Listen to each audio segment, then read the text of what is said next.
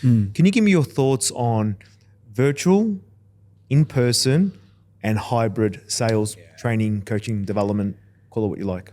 It's interesting, right? Because as a facilitator, Yeah. I've facilitated hundreds of sessions online and I've facilitated many sessions face-to-face.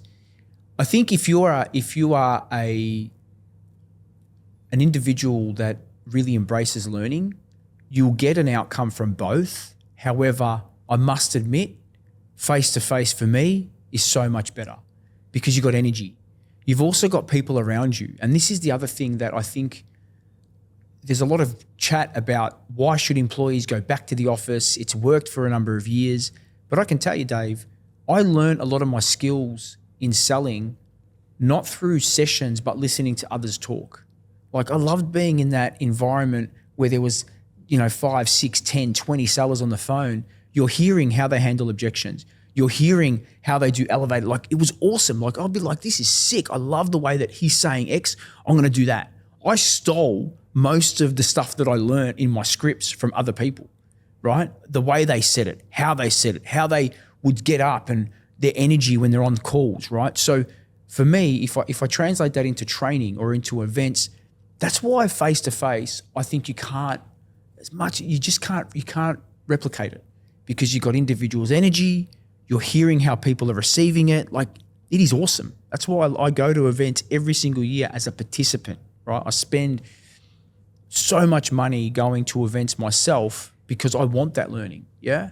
And how do you find now, coaching and training in a virtual environment that we do day to day?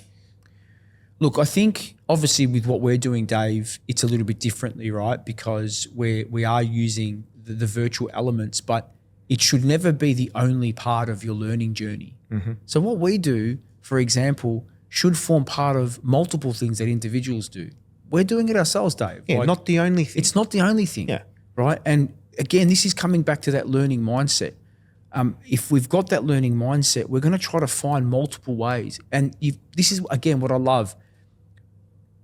We have so much we can control in 2025. We didn't have, and I'm showing my age here, when I started selling, I was in a call center at 17 years old. We didn't have access to YouTube, podcasts. Like we literally had to order books and wait for them to come or go to the bookshop. There wasn't a lot of selection of sales books.